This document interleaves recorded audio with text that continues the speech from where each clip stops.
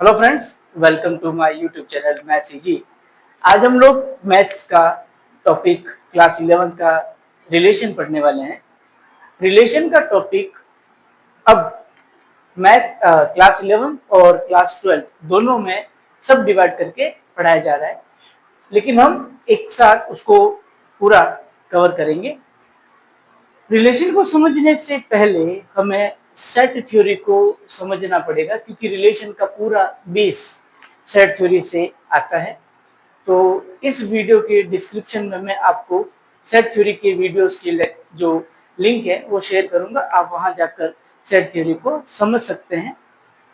जब हम set theory को अच्छे से समझते हैं तब हम रिलेशन को भी अच्छे से समझ पाएंगे, और जब हम रिलेशन को अच्छे से समझ पाएंगे तभी हम आगे इसी के कंटिन्यूएशन में आगे जब हम बढ़ेंगे तो फंक्शन को समझ पाएंगे, और खास करके स्पेशली हम जो ट्रिग्नोमेट्रिक इनवर्स फंक्शन और दूसरे जो स्टैंडर्ड फंक्शन है उनको समझ पाएंगे।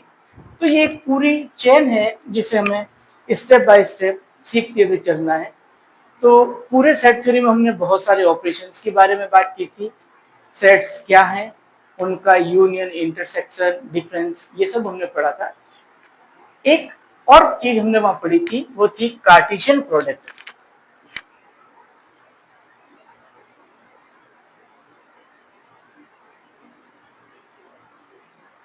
कार्टेशियन प्रोडक्ट, अभी कार्टेशियन प्रोडक्ट का मतलब है कि दो या दो से ज्यादा अगर आपको सेट दिए हुए हैं तो उनका प्रोडक्ट कैसे लिखा जाएगा, उनका गुणा कैसे लिखा जाएगा। सपोज कीजिए कि हमें कोई सेट ए डिफाइंड है x, y, और एक कोई सेट बी डिफाइंड है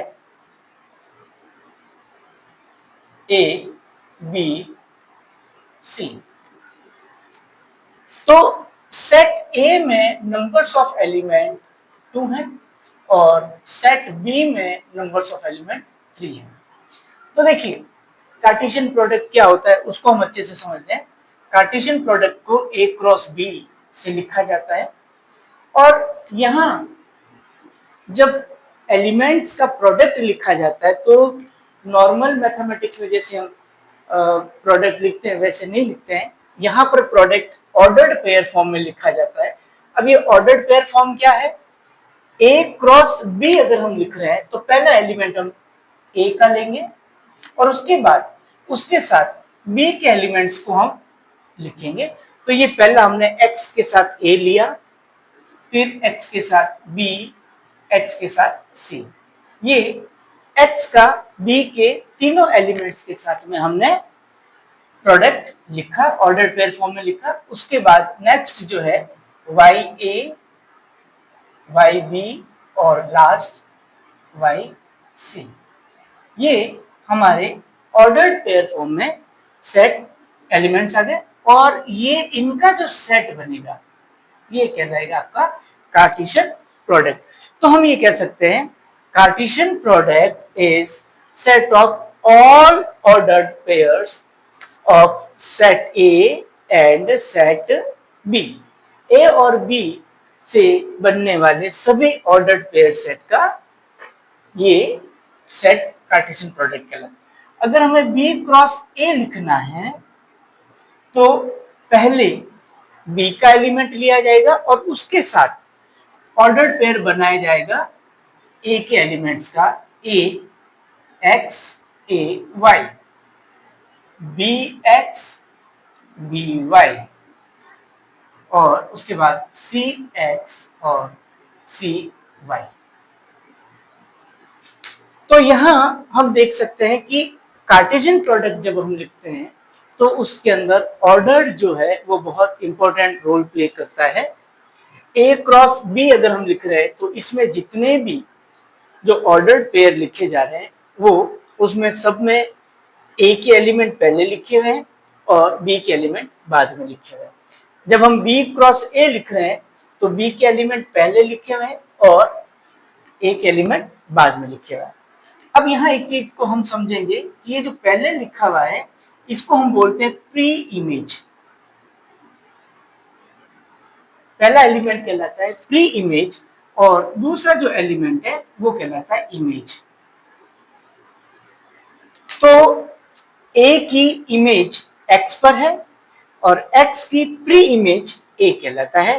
कब? B क्रॉस A में। और ये यहां पर हम इसको पूरा जो हमने स्मॉल ब्रैकेट में लिखा है इसको बोलते हैं ऑर्डर्ड पेयर। ऑर्डर्ड पेयर इसलिए बोलते हैं क्योंकि हमें इसमें ऑर्डर को फॉलो करना पड़ता है। जब हम A क्रॉस B लिख रहे हैं तो पहला एलिमेंट A का लेना है और फिर दूसरा एलिमेंट B का लेना है। तब देखिए कई बार ऑर्डर्ड पेयर के बारे में एक छोटा सा एग्जांपल है कि आपको एक ऑर्डर्ड पेयर दिया हुआ है x प्लस वाई और दूसरा दी y माइनस 2। ये एक ऑर्डर्ड पेयर जो है ये आपका किसी 3,0 के साथ इक्वल है। अगर ये दोनों ऑर्डर्ड पेयर आपस में इक्वल है तो इट इज ओनली पॉसिबल कि आपके करस्पॉन्डेंस जो टर्म्स है वो आपके इक्वल होनी चाहिए। तो हम ये कह सकते हैं कि x की वैल्यू 2 और y की वैल्यू भी 2। तो ये हमारा ऑर्डर्ड पेयर आपको समझ में आया होगा कि ऑर्डर्ड पेयर क्या होता है, कार्टेशियन प्रोडक्ट क्या होता है। क्योंकि हम जब रिलेशन को डिफाइन करने जाएंगे तो सबसे पहले कार्टेशियन प्रोडक्ट के बारे में बात करेंगे। कार्टेशियन प्रोडक्ट के बाद में दूसरी जो इंपॉर्टेंट चीज है वो होती है हमारा स्टेटमेंट। अब क्या होता है स्टेटमेंट, इसके ऊपर बात करते हैं। तो देखिए स्टेटमेंट, इसको हिंदी में बोलते हैं कथन। क्या होता है स्टेटमेंट? स्टेटमेंट जो है एक जिसमें ग्रुप, अब ये कह सकते हैं एक सेंटेंस है जिसमें कॉम्बिनेशन ऑफ वर्ड्स है, उससे एक मीनिंग निकलता है और वो मीनिंग को हम समझते हैं और उसके बाद उसकी सेंटेंस की ट्रूथनेस की जो है जांच करते हैं। जैसे अब स्टेटमेंट का मतलब है, जैसे मैं लिख रहा हूं कि Jaipur is capital of UP. दूसरा मैं लिख रहा हूं, मान लीजिए Delhi is capital of India. तो ये दोनों ही स्टेटमेंट है और दोनों ही स्टेटमेंट में हमें एक इंफॉर्मेशन मिल रही है, Jaipur is capital of UP. अब ये इंफॉर्मेशन ट्रू है या फॉल्स है, इसको हम वेरीफाई कर सकते हैं कि ये फॉल्स इंफॉर्मेशन है। इसी तरह से Delhi is capital of India, तो इसकी भी हम ट्रूथनेस की वैलिडिटी चेक कर सकते हैं कि क्या ये स्टेटमेंट ट्रू है या नहीं।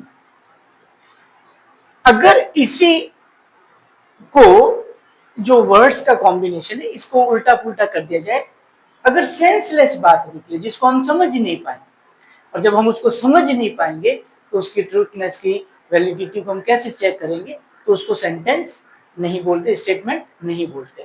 ये हमारा स्टेटमेंट कहलाता है जिसको हम सेंटेंस को पढ़कर समझ सकते हैं और उसकी ट्रूथनेस की जांच कर सकते हैं। अब वो गलत भी हो सकता है और सही भी हो सकता है, बट हमें इससे एक मीनिंग जरूर हम निकाल सकते हैं। दूसरा, अब देखिए जैसे हम कई बार ऐसे x plus 5 is equal to 2,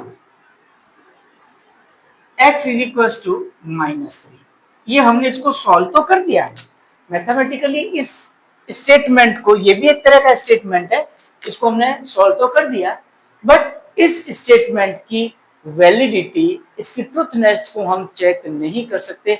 हमें नहीं पता है कि x की वैल्यू -3 सही है या गलत है, क्योंकि हमें इसकी पूरी इंफॉर्मेशन नहीं पता है। तो ऐसे मैथमेटिकल स्टेटमेंट जहां पर कंप्लीट इंफॉर्मेशन नहीं होने के कारण हम उसकी ट्रूथनेस को चेक नहीं कर सकते, ऐसे ये ओपन स्टेटमेंट कहलाते हैं। ठीक है, तो अब जब हम रिलेशन को डिफाइन करेंगे तो वहां पर भी रिलेशन जो होता है वो एक स्टेटमेंट फॉर्म में होता है, वो कैसे होता है उसको भी हम डिस्कस करते हैं। चलिए अब हम बात करते हैं, रिलेशन को डिफाइन करते हैं।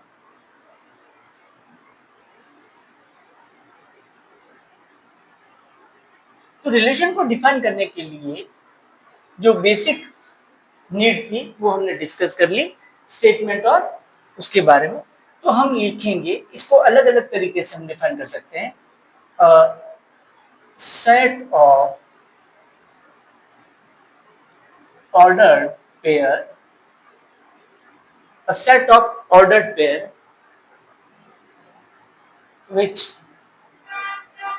connect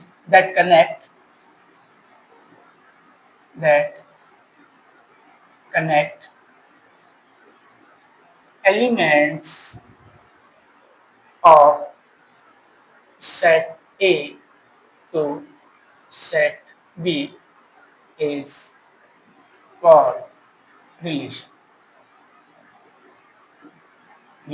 and it denoted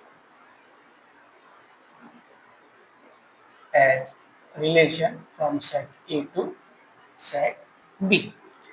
देखिए, तो एक अगर हम सिंपल ऑर्डर्ड पेयर फॉर्म में अगर रिलेशन को डिफाइन करना चाहें तो सेट ऑफ ऑर्डर्ड पेयर, कुछ ऑर्डर्ड पेयर हमें दिए गए होंगे जो सेट ए से सेट बी के एलिमेंट्स को कनेक्ट करते हैं।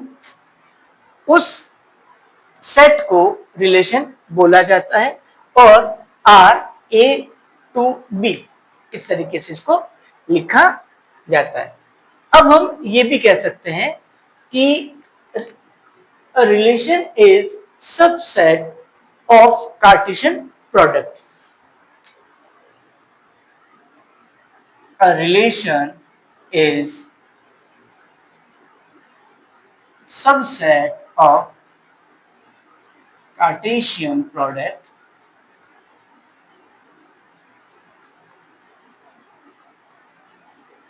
A cross B if R defined from set A to set B।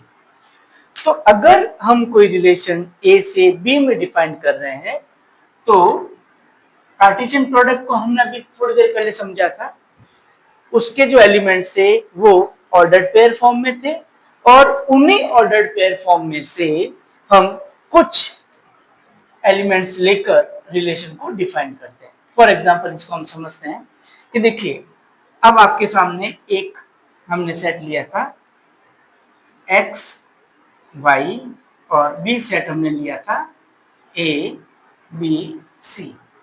तो हमने a क्रॉस b जो लिखा था वो हमारा था x a x b x c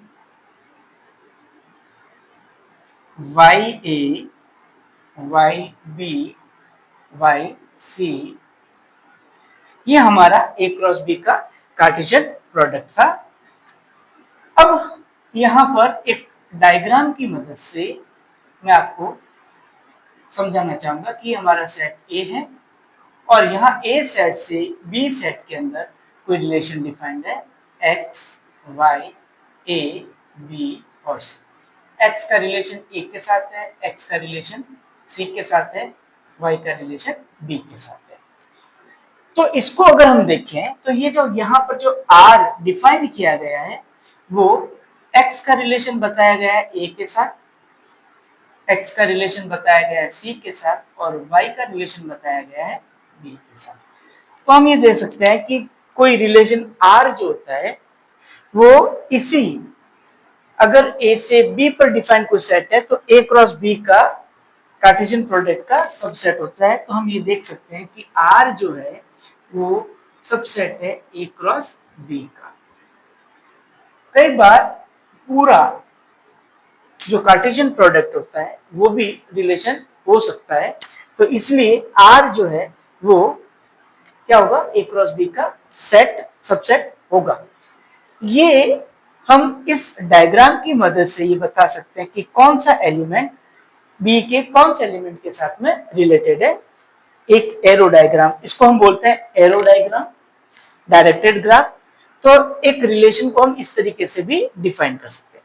चलिए एक सिंपल एग्जांपल की तरफ जो है उसकी मदद से हम समझते हैं कि रिलेशन को डिफाइंड कैसे किया जाता है और किस तरह के क्वेश्चन हमारे यहाँ से बनते हैं। चलिए देखिए एक एग्जांपल हम लिखते हैं कि एक सेट आपको दिया हुआ है ए 1 2 3 4 5, एक सेट बी आपको दिया हुआ है 3 5 7 और एक रिलेशन आर डिफाइंड है आपको, आर डिफाइंड है एक x, y such that x minus y modulus is less than equal to where x belongs to A and y belongs to B। तो ये अब रिलेशन को रिप्रेजेंट करने की बात आई है, तो यहां पर एक रिलेशन लिखा गया है आपके एक सेट बिल्डर फॉर्म में, जहां पर बताया गया है कि x a का एलिमेंट है, y b का एलिमेंट है और a और b के इन दो एलिमेंट के बीच एक रिलेशन है जिसको ऑर्डर्ड पेयर x, y से लिखा गया है। और इन दोनों का रिलेशन जो है वो इस तरह से बताया गया है कि इन दोनों के डिफरेंस जो है वो लेस देन इक्वल टू के बराबर या उससे लेस देन हो सकता है। तो अब देखिए इसको हम बनाएंगे कैसे। तो सबसे पहले अगर मैं 1 लेता हूं ए से, तो 1 का और 3 लेता हूं बी से, तो इन दोनों का जो डिफरेंस है 1 माइनस 3, क्या वो 2 के बराबर या 2 से छोटा है? अगर ये ट्रू है तो हम ये कह सकते हैं कि 1 का रिलेशन 3 के साथ है, और अगर हम इसको ऑर्डर्ड पेयर में लिखें तो हम ये लिख सकते हैं कि 1 इज रिलेटेड टू 3। अब ए का एलिमेंट है 1, बी का एलिमेंट हम ले रहे हैं 5, और इसका डिफरेंस अगर हम देखें तो 1 माइनस 5 का मॉड्यूलस अगर देखें तो वो 2 से छोटा या बराबर आएगा क्या? नहीं। इन दोनों का डिफरेंस जो है ये आपका रिलेशन नहीं हो सकता, क्योंकि इन दोनों का डिफरेंस आ रहा है 4, और 4 जो है वो 2 से बड़ा है। मींस 1 का 5 के साथ कोई रिलेशन नहीं है। इसी तरीके से हम कहेंगे कि इसको हम ऐसे लिख सकते हैं कि 1 इज नॉट रिलेटेड विद 5। इसी तरीके से 1 का रिलेशन 7 के साथ भी नहीं होगा, क्योंकि 1 और 7 का जो डिफरेंस है वो 6 आएगा, जो 2 से छोटा नहीं है। फिर हम बात करेंगे ए से लेते हैं एक एलिमेंट 2 और बी से हम एलिमेंट लेते हैं 3। तो इन दोनों का अगर हम डिफरेंस देखें 2 माइनस 3, तो ये 2 से छोटा है, तो हम ये कह सकते हैं कि 2 का रिलेशन 3 के साथ है, और इसको ऑर्डर्ड पेयर में हम इस तरीके से लिख सकते हैं। इसी तरीके से अगर हम ए से 2 और बी से अगर 5 लें, तो अब देखिए 2 माइनस 5 आपके क्या 2 से ये छोटा नहीं होगा, ये तो बड़ा होगा। तो हम ये कह सकते हैं कि 2 का रिलेशन 5 के साथ नहीं है। इसी तरह से 2 का रिलेशन 7 के साथ भी नहीं होगा, क्योंकि दोनों का डिफरेंस जो है वो 2 से बड़ा आएगा, छोटा नहीं होगा। ऐसे ही हम बता सकते हैं। तो अब हम R को अगर लिखना चाहें तो देखिए, अगर मैं 1 लेता हूं तो 1 का रिलेशन 3 के साथ होगा, क्योंकि दोनों का डिफरेंस 2 से छोटा है या बराबर है। अगर मैं ए का एलिमेंट 2 लेता हूं तो 2 का 3 के साथ डिफरेंस जो है वो 2 से छोटा या बराबर हो सकता है, तो छोटा है, लेकिन बाकी एलिमेंट से उसका डिफरेंस जो है वो 2 से बड़ा है। अगर मैं ए का एलिमेंट 3 लेता हूं तो 3 का 3 के साथ जो डिफरेंस है वो 0 आएगा। मीन्स हमारा ये रिलेशन, ये जो दिया हुआ है, ये इससे सेटिस्फाई करेगा, ठीक है। और 3 का 5 के साथ डिफरेंस वो भी 2 के बराबर या उससे कम है, सेटिस्फाई हो रहा है। और लेकिन 3 और 7 का डिफरेंस 4 होता है, मींस 3 और 4 का रिलेशन, 3 और 7 का रिलेशन नहीं हो सकता है। इसी तरह से ए का एलिमेंट है 4, बी का एलिमेंट है 3, ये इन दोनों का डिफरेंस 1 है, तो ये रिलेशन को सेटिस्फाई कर रहा है। 4 का 5 के साथ जो डिफरेंस है वो भी हमारा इस कंडीशन को सेटिस्फाई कर रहा है, तो ये भी रिलेशन है। और 4 का 7 के साथ नहीं होगा क्योंकि डिफरेंस कितना आ जाएगा, डिफरेंस ज्यादा हो जाएगा 3। अब 5 लेते हैं अगर हम, और तो 5 का रिलेशन 3 के साथ होगा, 5 का रिलेशन 5 के साथ होगा, और 5 का रिलेशन 7 के साथ भी होगा, क्योंकि इन सब के जो डिफरेंस है वो 2 के बराबर या 2 से कम है। तो यहां पर हमने रिलेशन को एक ऑर्डर्ड पेयर फॉर्म में लिखा है। ये हमारा रिलेशन का सेट बिल्डर फॉर्म था, और ये हमारे इस रिलेशन का ऑर्डर पेयर फॉर्म है, ठीक है। अब अगर हमें इसे डायग्राम की मदद से अगर समझना हो तो हम इसको कैसे समझेंगे, ये भी हम देख लेते हैं। एक एलिमेंट हमारे पास में 1 2 3 4 5, बी के एलिमेंट हमारे पास में 3 5 और 7। तो हम देखते हैं कि 1 का रिलेशन 3 के साथ है, 2 का रिलेशन 3 के साथ है, 3 का रिलेशन भी 3 के साथ है, 3 का रिलेशन 5 के साथ भी है, 4 का रिलेशन 3 के साथ, 4 का रिलेशन 5 के साथ, 4 का रिलेशन 7 के साथ, 5 का रिलेशन 3 के साथ, 5 का रिलेशन 5 के साथ, और 5 का रिलेशन 7 के साथ। तो ये हमने एक एरो की मदद से ए के कौन से एलिमेंट का रिलेशन बी के कौन से एलिमेंट के साथ है, इसको हम इस तरीके से डायग्राम की मदद से भी समझा सकते हैं।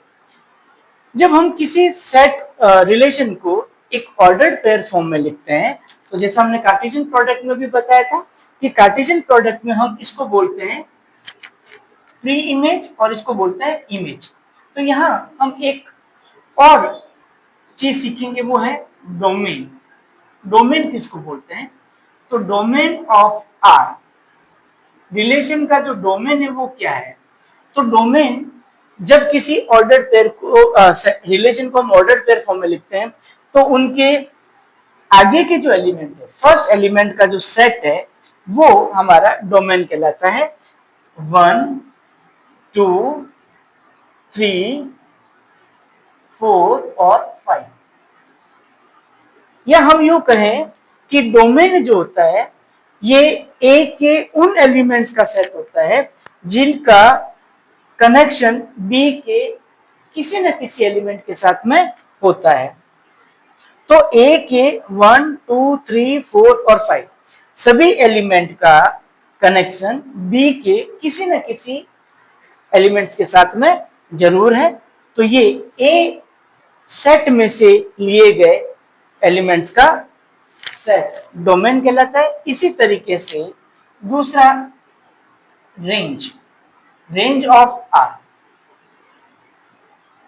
जो जिसको हम इमेज बोल रहे हैं, ऐसे कितने एलिमेंट्स हैं बी के जो ए के किसी न किसी एलिमेंट की इमेज है। तो जो इमेज का सेट है, तो इमेज का सेट है 3 इमेज है किसी न किसी की, 5 किसी न किसी की इमेज है, और 7 भी किसी न एलिमेंट की इमेज है। तो ये 3, 5, 7 जो है ये हमारा रिलेशन आर का रेंज कहलाता है। चलिए, ये आज हमने रिलेशन को डिफाइंड किया, कैसे एक रिलेशन सेट बिल्डर फॉर्म में लिखा जाता है, और सेट बिल्डर फॉर्म से उस रिलेशन को कैसे ऑर्डर्ड पेयर फॉर्म में लिखा जाता है। और अगर हम देखें कि अगर मैं ए का बी के साथ कार्टेशियन प्रोडक्ट करता हूं, क्योंकि यहाँ पर रिलेशन जो डिफाइंड किया गया है वो रिलेशन डिफाइंड किया सेट ए से सेट बी में, इसका मतलब जो आर आएगा वो ए क्रॉस बी का सबसेट होगा। तो जब हम A क्रॉस B लिखेंगे, कार्टेशियन प्रोडक्ट लिखेंगे, तो यहाँ पर 5 एलिमेंट्स है, यहाँ पर 3 एलिमेंट्स है, तो 5 3 जा 15।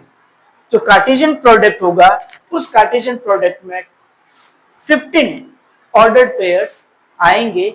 उन 15 ऑर्डर्ड पेयर्स का जो पूरा सेट होगा वो A cross B Cartesian product कहलाएगा। उन 15 ऑर्डर्ड पेयर में से 1 2 3 4 5 6 7 8 और 9 ऑर्डर्ड पेयर जो हैं वो हमारे इस रिलेशन को सेटिस्फाई कर रहे हैं। एक ही सेट से दूसरे सेट पर डिफाइंड रिलेशन अलग अलग हो सकते हैं, तो उनके रिजल्ट्स भी अलग अलग हो सकते हैं। चलिए ऐसे ही कुछ और एग्जांपल के साथ में नेक्स्ट वीडियो में इसको और कंटिन्यू करेंगे और अच्छे से एक्सप्लेन करेंगे। देखते रहिए, और अगर आपको मेरा वीडियो पसंद आए तो लाइक और सब्सक्राइब जरूर करें। Thank you.